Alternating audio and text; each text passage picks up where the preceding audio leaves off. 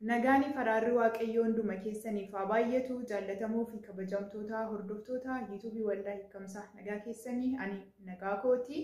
Inni nagaa keenya baay'isee yeroo kana nuuf laate maqaan waaqayyoo bara hanga baraatti haa kabajamu. Akkasumas immoo obboloota keenya haaraa karaa YouTube kanaatti dhuftan dubbiin sagalee waaqayyoo kun share ta'ee isin bira ga'u YouTube kan keenya subscribe gochuudhaan maatii nuuf ta'aa. Akkasuma YouTube kanarraan kan gadhiifamu sagalee waaqayyooti wanti addaa hin jiru jechuudha. Ani maqaan koo Kiisii Jimaan jedhama. Namoota nan beekneef jechuudha. Har'a qabadhee kanan dhufe dubbii waaqayyooti. Walii keenyaan taanee sagalee waaqayyoo ni baranna. Har'a sagalee kana keessatti waaqayyoo waan nu barsiisu, waan nutti dubbatu, waan nu gorsu qaba. Egaati beekee miti, beekaan waaqayyoodha. Hamman beekurraa garuu isiniifan qooda. Isuma keessatti immoo ayyaanni waaqayyoo hanganaaf baay'ateen hanguman dubbii waaqayyoo kana hubadhee isiniif dabarsa jechuudha. Barumsi koo mata duree akkas jedhu qabadheetiin dhufe jechuudha. Sagalee waaqayyoo namoonni karaa meeqaan akka isaan dhaga'ani qabadheetiin dhufe jechuudha. Sagalee waaqayyoo gooftaan keenya Yesuusiin namoonni sagalee waaqayyoo karaa afuriin akka isaan dhaga'an ni dubbata jechuudha. Yoo naaf danda'ame barumsa kana kutaa tokko kanatti xumuruudhaaf nan yaala. Dubbisaasaa luqqisiisiin baastanii nu dubbifattu isiniifin kenna luqqisiisaa'e. Luqqisii tokko lama kan hin caalle immoo baasee nan dubbisaa. Haa ta'u malee luqqisiisaa wajjin waan isiniif ka'u barumsa kana isin fayyada waan ta'eef luqqisiisaa wajjin qabachaa osoo deemtanii gaariidha jedheetiin yaada.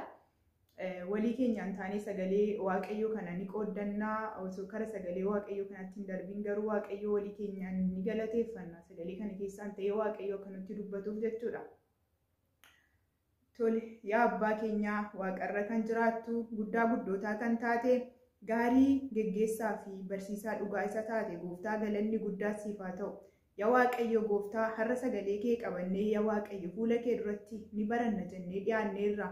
Sagalee kana keessaan darbii nu barsiisi. Isa dhageenye kana immoo akka itti jiraannuuf ayyaana kee nuuf baay'isi.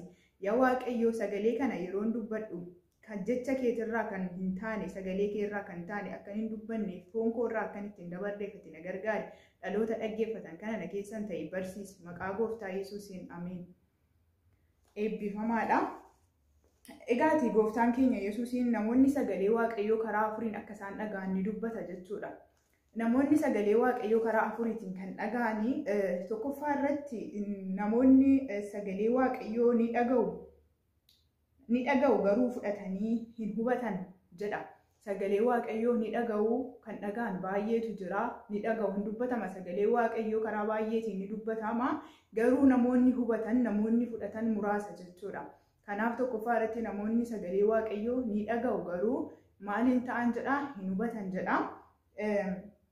Macaafa qulqulluu keessaa Maatiyos 13:19 deemtanii dubbifachuu ni dandeessu luqqisiisaa'e. Lammaffaa irratti immoo namoonni sagalee waaqayyoo ni dhaga'u garuu laphee isaanirra akka turu hin barbaadanii jedha. Maalni ta'u ni dhaga'u garuu sagalee waaqayyoo laphee isaaniitirra maal akka ta'u hin barbaadan, laphee isaaniitirra akka turu hin barbaadanii jechuudha. Wantoota biyya lafaatiin yookiin immoo wanta foon isaan ajajeen laphee isaaniitirraa maalni godhu ni balleessu jechuudha. Laphee isaaniirra yeroo muraasa qofaaf ni tura. Sana booda maalni ta'a laphee isaaniitirraa ni bada jechuudha. Maatiyos 20 akkasuma 20 boqonnaa 20 lakkoofsa 21 irra deemtanii dubbifachuu ni dandeessu jechuudha. Sadaffaa irratti immoo namoonni sagalee waaqayyoo ni dhaga'u garuu fedha biyya lafaa isaan ni mo'a yookiin isaan ni injifata. Wanti biyya lafaa kanarra jiru yookiin immoo foon isaanii maalni ta'a sagalicha dhagaana sana caalaa isaan maalli godha ni mo'ata yookiin ni injifata jedha jechuudha. Namni sagalee waaqayyoo fudhatee laphee isaatirra hin tursiifanne wantumti arge isaan ni mo'ata. Fakkeenyaaf namni sagalee waaqayyoo dhagee laphee isaatirratti qabachuu hin dandeenye yoo aarii sana qabachuu hin danda'u. Maaliif sagalee waaqayyoo keessa isaa hin jiru waan ta'eef lapheerra hin qabatee hin jiru waan ta'eef miiruma isaa santu isa bita, foon isaa santu isa bita. Wanta biyya lafaatirraa dhufu santu maal isa godha ni mo'ata jechuudha. Maatiyos 13 lakkoofsa 22 irra deemtanii dubbifachuu dandeessu jechuudha. Akkasuma afuraffaa irratti immoo namoonni tokko tokko sagalee waaqayyoo ni dhaga'u, ittis ni jiraatu, ijas ni godhatu jedha. macaafa qulqulluu keessaa isiniifan dubbisa kana Maatiyos 13:23 irra kan jiru nan dubbisa maqaa Yesuusiin. Akkas jedha, akkuma sanyiin lafa gaariitti facaafame ta'ee immoo akkasuma namni facaafame akkasuma namni dubbicha dhaga'u ni hubata, ijas ni godhata. Inni tokko 100, inni tokko 60, inni kun immoo 80 ni baata jedha. Maal han ta'e sagalee Waaqayyoo kan dhaga'u akka nama maasii gaarii irratti sanyii facaaseeti jechuudha. Hin biqilaa, ijas ni godhata, dhaloonni biraallee wanta inni ija godhate sana firiisaa argachuu irraa bu'aa buufachuu ni danda'u jechuudha. Nama akkamiitiin nama sagalee Waaqayyoo dhaga'u isa dhaga'e sana keessa isaa jiraachisu akkasumas immoo dhalootaaf bu'aa buusuu kan danda'u nama sagalee Waaqayyoo dhaga'e nama ittiin jiraachuu danda'e akka nama sanyii maasii gaarii irratti facaaseeti jechuudha. Bu'aa buusuu kan danda'udha jechuudha. Egaati sagalee kanatti jiraachuudhaaf wantoonni nu barbaachisan tokkoffaa irratti sagalee Waaqayyoo yemmuu dhaggeeffannu akka sagalee Waaqarraa dhufe yookiin ergaan Waaqarraa nuuf dhufeetti hubannee fudhachuu qabna. Fakkeenyaaf karaa garaagaraatiin hamma Waaqayyo nu gargaaree karaa hedduudhaan sagalee Waaqayyoo dhaga'aa oolla. Carraa nuuf kenneera Waaqayyo. Karaa hundumaan Waaqayyoon dubbachaa jira, hin dubbatas jechuudha. Egaati yeroo baay'ee namoonni sagalee Waaqayyoo karaa isaaniitti dhufu ergaan kun ergaa kan kooti jedhanii amananii fudhachuutti itti ulfaata. Maal ilaala namoonni haala ilaala, nama dubbatu sana ilaala, madaallii nama saniin kaa'a malee sagalicha sanirra hin kaa'u jechuudha. Egaati nuti wanti gochuu qabnu madaallii nama sanirra kaa'uu osoo hin taane namni nutti dubbate saniin keessatti sagalicha sana ilaaluu osoo hin taane sagalichi nutti dubbate suni ergaa Waaqarraa nuuf dhufe akka ta'etti hubannee sagalee sana fudhachuu qabna jechuudha. Lammaffaa irratti immoo sagalichi laphee keenyarra akka turuuf cubbuu kamirraa'u bilisa ta'uu qabna. Cubbuu kamirraa'u maal gochuu qabna? Fagaachuu, cubbuu kamirraa'u baqachuu qabna. Cubbuu kaminuu wal makuu hin qabnu. Egaati nuti cubbuu keessa jiraanna taanaan sagalee Waaqayyoo osoo dhageenye iyyuu laphee keenyarra turuu hin danda'u. Sagalee Waaqayyoo sun nu birattis immoo hojii hojjechuu hin danda'u. Maaliif keessa keenya keessa cubbuutu jira.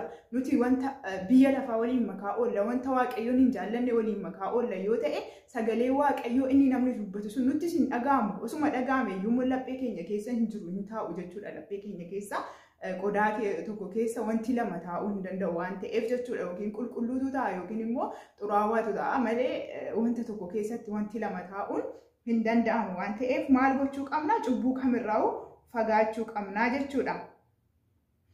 Sadaffaa irratti immoo fuula keenya akka Daawitii keessatti ilaallutti jireenya keenya sagalee Waaqayyootitti sagalee Waaqayyoo keessatti maal gochuu qabna? Ilaaluu qabna. Yaaqoob 1:23-24 dhaqxanii dubbifachuu dandeessu namni macaafa qulqulluu qabdanii. Yeroo hundumaa sagalee Waaqayyoo jireenya keenya keessatti ilaaluu qabna. Fakkeenyaaf sagalee Waaqayyoo yeroo nutti dubbatamu sagalicha kana itti jiraachaatiin jira. Sagaleen kun hojii maalii hojjechaa jira jireenya keenya keessatti jennee sagalee keenya akka nama fuula keenya Daawitii keessatti akkasitti of ilaalutti sagalicha Waaqayyoo sanutti dubbatame isa dubbisne sanas haa ta'u sanutti dubbatame sanas haa ta'u isaadhuma wangeela irraa dubbifanne haa ta'u jireenya keenya keessatti madaalchisnee maal gochuu qabna? Ilaaluu qabna jechuudha. Afuraffaa irratti isa dhumaa irratti immoo sagalicha dhageenye jireenya keenya keessatti ittiin jiraachuu qabna. Ittiin jiraachuu qabnas akka ittiin jiraannus immoo maal gochuu qabna? Of gaafachuu qabna. Sagalicha kana ani ittiin jiraachaa jira jennee of gaafachuu qabna jechuudha. Egaati sagalee Waaqayyoo kana keessaa waan guddaa akka hubattan abdiin qaba. Sagalee luqqisiisaa deemtanii dubbifachuu dandeechuu Yaaqoob 1:25 irraa isa dhumaa deemtanii dubbifachuu qabna. Akka sagalee Waaqayyoo akka ittiin jiraannu jireenya keenya keessatti of gaafachuu akka qabnu dubbata jechuudha. Achirratti Waaqayyo baraaf jireenya keessan haa eebbisu. Daqiiqaan koo deemaa jira waan ta'eef haganaaf danda'ame ariifadheetiin xumure. Sagalee Waaqayyoo kana garuu luqqisiisni kenne wal qabsiisaa ta'u dubbifadhaadha.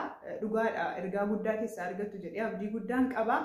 namoonni immoo haaraa karaa YouTube kanaatti dhuftan YouTube keenya subscribe godhaadhaa barumsi garagaraa faarfannaan akkasuma immoo viidiyoolee waldaa hiikamsaa lafaarraa darbulleen karaa kanaan isiniif dabarsuu dandeenya.